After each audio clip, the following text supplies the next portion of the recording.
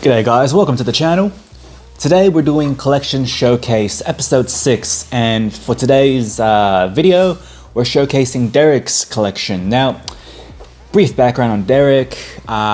Based in the US of A, he's got a smaller wrist like me. Let's assume that the wrist size is about 6.5 inches like mine. So quick wristwatch check, I'm actually wearing my Cartier Santos on the new OEM leather strap that I got in the UK from Cartier. So big ups to the guys over there. I like the strap, I just don't think it's worth the money. But back to the video.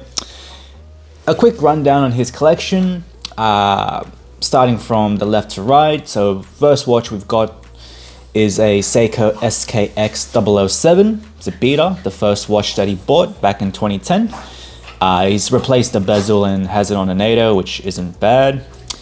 Next, you've got a 1963 Omega automatic, a vintage. Bought off an estate sale, and this was a retirement gift to whoever got the watch, because Derrick said that this watch here was actually engraved with something there. So vintage piece, it's all right.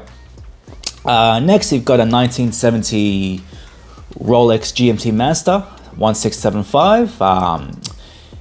Derrick restored this one. He wears it as a daily wearer. It's very good.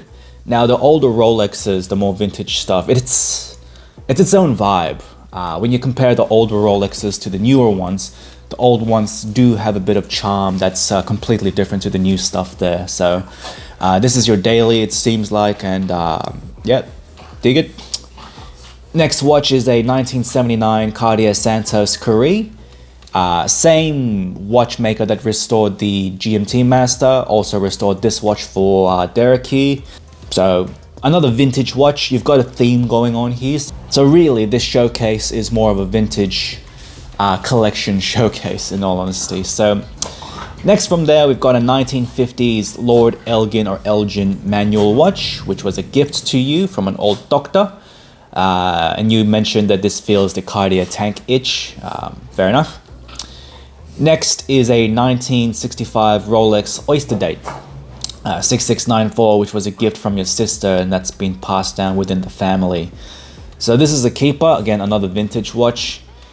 And the final three are a Mr. Jones, a perfectly useless afternoon, a micro brand watch. I'd get rid of it, but that's my opinion. You can keep it if you like. Next is a Swatch watch, fun cheap watch that you have there. Again, I'd get rid of this one as well, but you can keep it, it doesn't really matter. These two watches, the Mr. Jones and the Swatch watch, like, yeah, they're just kind of like whatever watches, right? You buy them, bit of fun, but once you're bored with them, just give them away to like a relative, or you can keep them, it doesn't matter. And finally, you've got the Casio watch, digital Abita. So you've got a theme going on here, and you're heavy into the vintage stuff. Now, you did mention to me in the end of your email that you are interested in getting a diver, either a Black Bay 54 or a Pelagos 39. You like the Wimbledon 36mm that I got, so you're interested in going Datejust as well. And you were looking into a chronograph as well, but you're a bit worried about the servicing costs. Now, that is a good thing to worry about. So servicing costs should factor into your watch ownership journey, right? So, when you own a watch for, let's say, 5 to 6 years, you got to service the thing. And in some cases, like with Rolexes, a lot of the ADs do say that you don't need to service the watch until 10 years has passed, right? So it really depends. When I had my Seamaster 300, the most recent one that I sold off, I factored in the service cost. So to give you some full transparency, I bought that watch for about $5,000 Australian.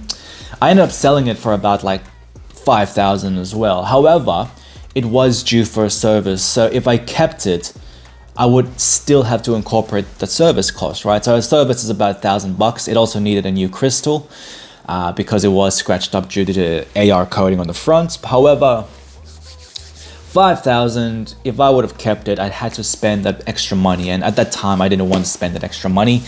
I had my heart set on actually moving that piece on. So back to what you're saying here, chronographs are more expensive to service. It is a good thing to think about. We'll get to the suggestions at the end of this. So let's just go back to the core collection. So what I think about your collection.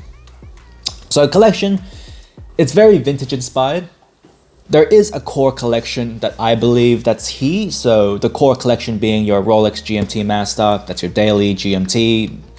You've got the Cartier Santos Curie. It's a two-tone daily. So it kind of fits that time-only daily-ish watch or dressy-ish watch, however you want to wear this, as well as your Rolex Oyster Date, which is the dress watch out of the whole bunch. Your beaters, I'd keep the SKX and the Casio digital watch.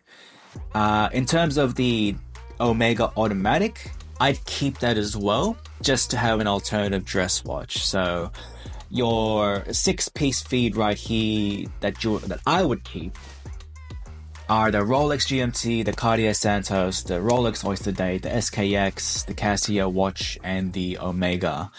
I'd get rid of the Lord Elgin. Now, I know it's a gift from a doctor. If you want to keep it, it doesn't matter. I actually researched this watch here. It doesn't cost much at all, so either or really. And it is an old watch, so if you want to repair it, if it has sentimental value to you, it's your choice. That's the reason why I say it's your choice. But to service it, look, it probably cost you more to service it than to just replace it. So, and the Mr. Jones and the Swatch watch, I just give that away. There's no point in selling it on, really. Just to make room for other pieces for yourself, right? So, you got a lot of vintage. You need to dabble into some modern stuff, really. You mentioned, again, the Divers, the Black Bay 54, the Pelagos. Look, man, I just get the Black Bay 54, don't go with the Pelagos. I think for our wrist size, I wore the Black Bay 54 in my recent European trip, so I wore it for a month straight. And it does the job as a diver, it's fine. Also as a fashion piece as well, it's more fashion oriented, and it is still a tool watch as well. As opposed to the Pelagos 39, it's not really a fashion. Well, it is. Like, I mean, you can wear it with anything, whatever. But it isn't that vintage-inspired look. It's more of like a modern tooly look, right? So, look, I think you'll be happier with the Black Bay 54. I have the Black Bay 54. I'm happy with it. So, don't think about that diver piece too hard. Just go Black Bay 54, man. Next one. So, you said you wanted a Datejust. Yeah, I mean, get one. They're pretty cool, man. Like, in terms of the dial, look, Wimbledon, slate, blue, black, it doesn't matter. Just get whatever Datejust, bro. And in terms of like modern versus vintage, I don't think it matters for the Datejust in too much. Just get whatever Datejust, man. Like, if I was you, I would actually go for a two-tone Datejust. I'd go for an Everose two-tone, just because it's a bit different, right? Like, but it doesn't matter in the end of the day. You can just get whatever Datejust. I would go modern ones are fine. It has the Easy Link adjustment. If you don't care about the Easy Link, any of the previous ones will do. I think 2000 onwards would suit you, just because from 2000 onwards they do have sapphire glasses. I'm not sure about the vintage stuff. I know my birth year, around the 90s, they're more of the plexiglass, so I wouldn't get a plexiglass one. If you want to save some money, by all means, but yeah, they just get whatever. Doesn't matter about the color. I got the Wimbledon, you can't even see the green, like it's just whatever. Next, I'd actually recommend a Cartier Tank Large for you. I'd get rid of the Lord Elgin. Instead of scratching that itch, just feel that itch. I'd get a tank. A quartz. Now, talking about service costs, quartz is going to be cheap as anything to own and operate. The batteries on the Cartiers, even though they're quite expensive, they're about $5,000 Australian retail. Look, the battery lasts 5 years every time that you need to service it. So when the battery runs out, that's when you service it.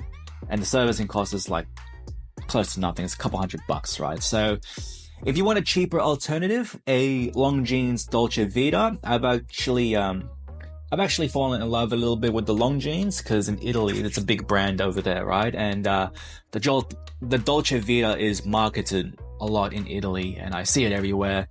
It is a good competitor. It's half the price, about 2.5-ish. And it's a quartz as well. So, you know what? If I was you, I'd get the Cartier Tank Large. I'd get the full blacked out one. sexy looking watch there, no seconds hand, so no one even knows it's a quartz, right? Like, you don't even know it's a quartz. And yeah, I got the Santos medium. Obviously this isn't a quartz, but in terms of like lightness, it'll be lighter than this, and it'll just be a good look, right? So Cartier tank. For the diver, the Black Bay 54, don't bother with the Pelagos, just get the 54. Date just as well, so date just 36. In my recommendations to get rid of, I wanted you to get rid of 3 watches and you have 1 space left. So that's the chronograph, right? Now, I was thinking about your chronograph option here, and bro, it's quite hard because from the sounds of reading your email, cost is something that you're worried about. This is a hard one because it depends on your budget, your preference. Do you want bracelets? Do you want leather? Sizing as well. Do you want it new or used, right? So it's hard for me to give you a recommendation without pinpointing some specifics with you. But if I was in your position, looking at your collection, it's very vintage inspired, but there are a lot of modern things out there that are vintage inspired, right? So it's modern tech with a vintage flair. Like the Black Bay 54 is modern, but yet vintage inspired.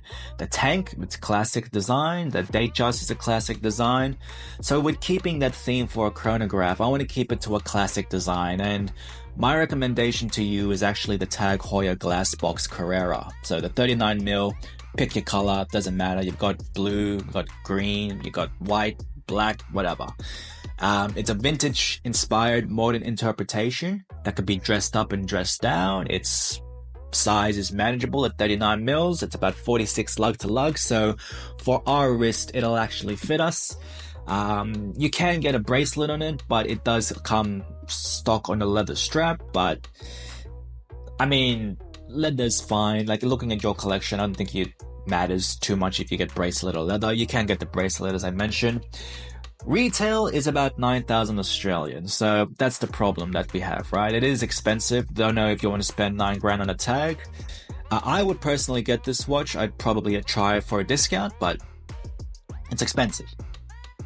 Or you can just go speedy. So you can get a used speedy for about 4 grand Aussie. Like I think USD, or probably looking at about maybe 3-ish USD. You could just go speedy. It's a bit boring. Like it's a bit like, yeah, surprise, surprise, it's a speedy. So if the cost matters to you, probably just go for a speedy, an older one. You can get like a 2015, 2016 speedy, previous generation with the previous bracelet for about that 4 grand Aussie, 4.5 grand Aussie. It's very easy to find. They're everywhere and it fits the chronograph bill. The only issue I have with the speedies is that they're obviously 42mm. They're going to wear larger, especially in the older bracelets. The lug to lug isn't really as compact as the newer stuff. So it probably won't fit you well. It probably will look big on your wrist. So take that for what you will. I would actually go for the Carrera, the glass box 39mm. That's what I would go for if I was in your position. But I think have a think about the chronograph option. Like I think with watch collecting, we get too focused on ticking boxes. You know what I'm saying? Like we get too focused on ticking the boxes. I need a diver, I need a GMT, I need a chronograph. You don't need to get a chronograph if you don't want to. So in my opinion, I'd actually just don't worry about the chronograph if you're not really digging it, if you're not thinking about the servicing. If you're not digging the chronograph ID, just wait for your last piece. Get like a big bang watch, right? Like get an all gold something, all gold date, something like that, right? But that's a later problem. So for now, just focus on getting your tank, Black Bay 54 and Datejust. You've got 3 good watches there that you need to focus on. It's going to take you some time to get those. So I'd focus on that before worrying about the chronograph. So that's my advice to you. That's the video. Hope you guys enjoyed, and I'll catch you in the next one. See ya.